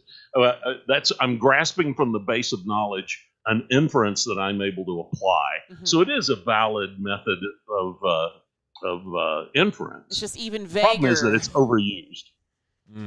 It's overused. It basically is saying everything is known except for some small gaps. And anytime you get a gap in your knowledge, all you have to do is reach into the knowledge set and draw out those elements which allow you to polish over that gap. That's invalid because you're using abduction when you should be using deduction or induction if you can't deduce. So abduction can be abused to fill in gaps that the user is not being completely honest about. And that's our first form of invalid skepticism, where we're forcing a conventional answer to every single oddity that we observe That's my first objection. No, you do not do that. You do not use abduction in place of the need for induction and deduction. Allow things to be unknown for a little bit until you have an actually... Allow the unknown to exist. And I think that's your main point with your DNA article. Yes, correct. It introduces questions and the unknown and speculation, but it does serve to dismiss some orthodoxy at the same time. I don't want to overblow that, but it has some ramifications. The fact that whoever assembled that code was not a master of the universe. They were subject to the laws of the universe just like us. There's some ramifications there. It doesn't make me happy. In fact, it's distressing to see that. It feels uncomfortable. Yeah, I'm uncomfortable with it. I did not want to see that. But nonetheless, now that I've seen it, I know it's there and I got to deal with it. It's not the answer I wanted. The second thing is panduction, and this has to do, that segues well into panduction. Panduction is basically, I have a set of beliefs. I'm not going to actually tell those beliefs, but I'm going to falsify everything that runs anathema to those beliefs so that I can enforce them without letting you know that I'm enforcing them. That's called panduction. Another name for this is debunking. All I have to do, anything can be debunked. All you have to do is go in and nitpick at some details, and clients do this all the time. Let's drill down on the data. It's lazy. Yeah, they go 2 inches into the material that is 30 feet deep. They find one thing that they can raise question on. They're like, aha, I've debunked the whole thing. That's not how science works. That's not how skepticism works. Panduction is the deceptive process of debunking everything except what you quietly and surreptitiously believe. It's an invalid, completely invalid methodology of inference. So panduction identifies the bad people and the bad subjects. It's part of the 8%, that extremism. And that's the second thing that ethical skepticism objects to: artificial debunking on the part of this fake group of fake skeptics. That has to end if mankind is going to make the next step. That has to end if we're going to eliminate royalty and take the suffering off the shoulders of those inhabitants of mankind. All that has to end. If I were to take this back beyond current social crises, when Dark and I first started with Post-Orthodoxy, I was doing a lot of religious deconstruction, and he was doing a lot of political deconstruction, and really launching into the realm of post-partisan understandings of current structures and post-partisan reactions to partisan problems. And everybody was fine when I was pissing on Christian stuff, but they didn't like it so much. Our audience at the time didn't like it so much when Dark would do constructive criticism on the Democratic Party. But it sounds like what you're saying with panduction was something that we were observing a lot in 2018, 2019, and 2020 to an extent, was anytime we would bring up something that we felt the Democratic Party, the people of the Democratic Party, or the structures that run the Democratic Party needed to change in order for this party to do what it said it wanted to do, our bluish friends would just start talking about how bad the red group was and trying to force us to defend the red group's representatives or force us to defend the red group's positions on things. We don't have time to fix this right now. There's an emergency. Don't you see those guys over there? And it's like, we're not talking about them. We're talking about the blue group. And because it seems as though you want to make some changes, and we're doing constructive criticism, and they would just continually push it off into this panduction thing. They weren't out to defend their own beliefs or their own positions or their own structures of power that were having problems. Or even look at them. Yeah. I mean, the metaphor I came up with was like, hey, look, there's a hole in your boat. Why are you attacking the boat? I'm not attacking the boat. I'm saying there's a hole right there. He's attacking the boat, everybody. Yes. Yeah. Panduction. It's like a bad version of the movie Groundhog Day, and we're in the later part of the movie where he's just going through the motions. He's doesn't even care about the shtick. No. It's obvious that it's, that cataclysm is being used as a bifurcation mechanism. It's totally obvious, and they don't care anymore. They're just going to use the shtick over and over. Yeah. Tess, I really appreciate you joining us today. We have about 5 minutes left in our completely arbitrary 2-hour discussion time. But we're going to have to do this again. We're looking for subscribers so that we can hire a producer and be a job creator so that we can do more than one show a week so that we have time to have new guests and return guests. I feel like my entire cognition has been elevated. Look at all these multisyllabical words I'm using. Is that correct? Multisyllabical? Syllabic, I believe. Syllabic. Thank you. She wanted to add another one extra syllable there. Yeah. I also use bigger words when I'm drinking for some reason. I'm not sure why. But yeah. Anyway, this final thoughts, gentlemen? Yeah, I want to say thanks for coming on the show. I would love for you to come back sometime in the future. There's lots of things to talk about. I feel like these are the kind of shows that I have to go edit, listen to, learn, actually integrate. My friend used to tell me all the time, it's one thing to get the information, then you actually understanding it sometimes takes a long time. So I think it's been a lot to unpack here, and I would love to have you back in the future if you would like to do that. And also, we have a special project that we're working on where we ask our guests a question off air. So when we end the show, stick around because we have a project we want to see if you want to be a part of. Especially you. And nothing, I didn't mean that any bad way against previous guests. No. And that's it. Thanks for joining in the conversation. This has been a really delightful way to spend 2 hours on a Sunday. Final thoughts for you, Tess? No, I just appreciate the opportunity to be on Ainsley and Dark. I enjoyed it. I anticipated it would go this way, just seeing your previous podcasts, and I enjoyed it thoroughly. Oh, that's great. Thank you very much. And thank you so much to everybody that tuned in. Yeah, we're taking out our microdoses, and we'll send them to you when we get them done, more digestible bits. So stay on Zoom. We'll just be down for a second for the outro. Thanks, everybody. Thank you for visiting our outpost in the borderlands. Post-Orthodoxy is a project of Sevier Studios. We host ongoing, interactive conversations centered around cognitive liberty, and you can join in by catching one of our live streams on Facebook, YouTube, or Twitch. You can also catch each conversation after the fact as a podcast by searching for Post-Orthodoxy wherever podcasts are found. If you take value from the work we are doing and the community we're building together, you can support the Outpost in the Borderlands for as little as $5 a month on our website, Better Time. That's betterti.me. Visit the Sevier Studios page and subscribe. You can also support The Outpost by following and connecting with us on Facebook, YouTube, Twitch, Twitter, Instagram, and or Substack. Our Post-Orthodoxy theme music was composed by Frank Pascal, and a special thanks goes to our voice actors, Amelia, Colin, Zbo, Rosie, Gabo, Vicky, Mokai, and Tony. Thanks for playing.